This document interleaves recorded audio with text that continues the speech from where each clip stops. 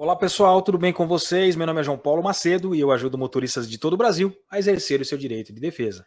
No vídeo de hoje, pessoal, vamos falar de uma importante alteração no Código de Trânsito Brasileiro que ampliou as competências e deu muito mais poder aos agentes de trânsito municipais.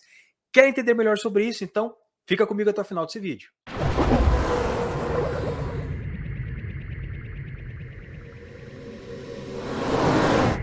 Pessoal, primeiro você precisa saber que em relação a competências para fiscalização, quando falamos em rodovias, está muito fácil, está muito claro. Quem tem a competência para poder fiscalizar as rodovias são aqueles órgãos executivos rodoviários. Por exemplo, se for uma rodovia estadual, normalmente o DR, Departamento de Estradas de Rodagem. Se for uma rodovia federal, vai ser a PRF, Polícia Rodoviária Federal, e também os agentes do DENIT, Departamento Nacional de Infraestrutura de Transportes.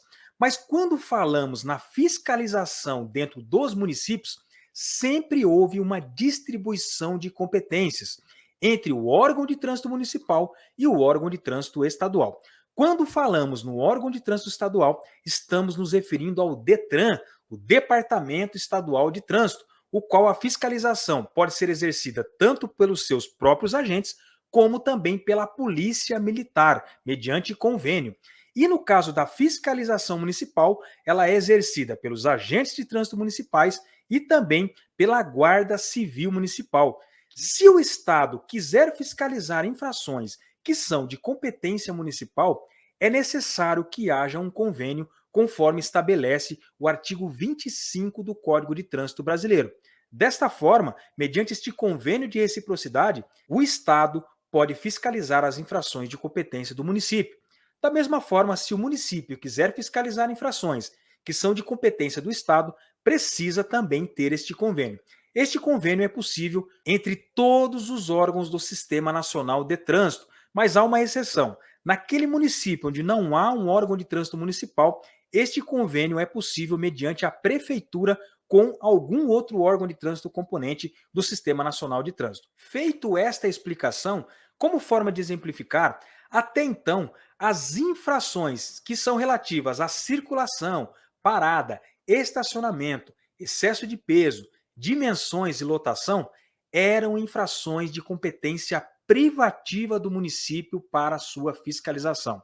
Apenas os agentes de trânsito municipais, a Guarda Municipal, é que podiam fiscalizar estas infrações, e a Polícia Militar só poderia mediante convênio firmado.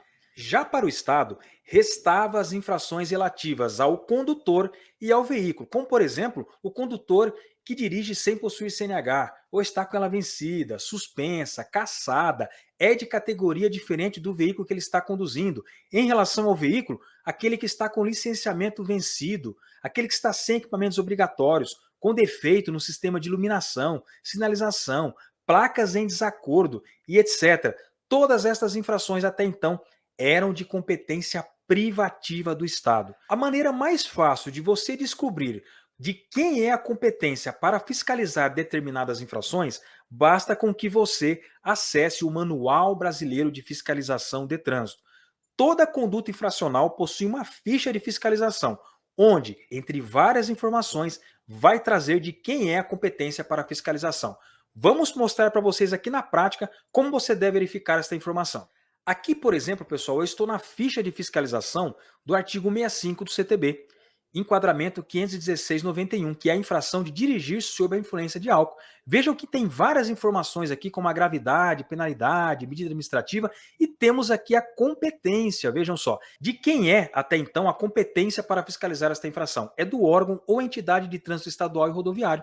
Aqui está se referindo ao DETRAN, fiscalização exercida por meio da Polícia Militar, ou o órgão executivo rodoviário, que no caso, normalmente os estados utilizam a nomenclatura de DR, Departamento de Estradas de Rodagem, que a fiscalização é exercida pelos seus próprios agentes ou pela Polícia Militar Rodoviária. Mas desde o dia 20 de junho de 2023, entrou em vigência a Lei número 14.599.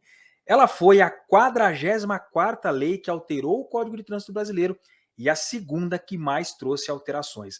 E ela trouxe uma alteração muito impactante em relação à fiscalização de trânsito, pois ela ampliou a competência para a fiscalização e tornou o agente de trânsito municipal muito mais poderoso para fiscalizar. Vocês vão ver aqui agora um compilado que eu fiz destas alterações que a Lei 14.599 trouxe.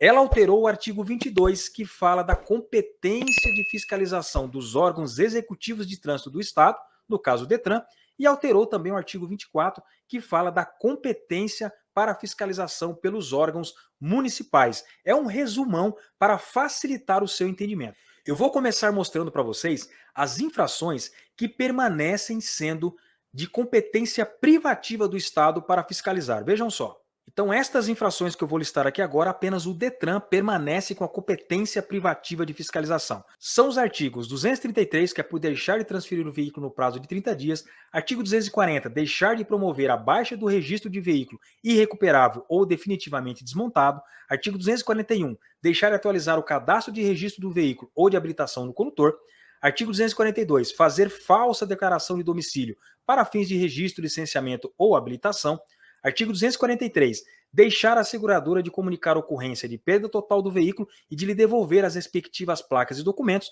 E, por último, o artigo 330, parágrafo 5º, que é a falta de escrituração de livros por estabelecimentos que executam reformas ou recuperação de veículos. Pessoal, vocês perceberam que todas estas infrações são aquelas que nós podemos apelidar de infrações puramente ou meramente administrativas. São infrações que só é possível a sua constatação do lado de dentro do balcão. É por isso que elas permaneceram de competência privativa do Detran.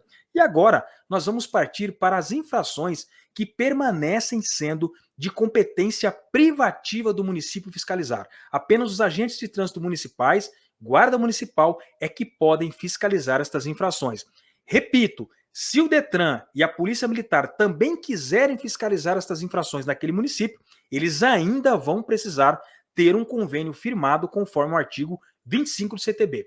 São as infrações do artigo 95, que é a permissão do órgão para iniciar obra ou evento, artigo 181, as infrações de estacionamento, artigo 182, as infrações de parada, artigo 183, parar o veículo sobre a faixa de pedestres na mudança de sinal luminoso, artigo 218, transitar acima da velocidade máxima permitida, artigo 219, transitar com o veículo em velocidade inferior à metade da velocidade máxima estabelecida para a via, artigo 231, nos seus incisos 5 e 10, que é o excesso de peso e também a capacidade máxima de tração, artigo 245, utilizar a via para depósito de mercadorias ou materiais, artigo 246, obstaculizar a via indevidamente, e por último, o artigo 279-A, que não se trata de uma infração de trânsito, mas permanece sendo uma atribuição privativa do município, que é veículos abandonados em via pública. Pessoal, diante dessa lista de infrações, a que conclusão nós podemos chegar?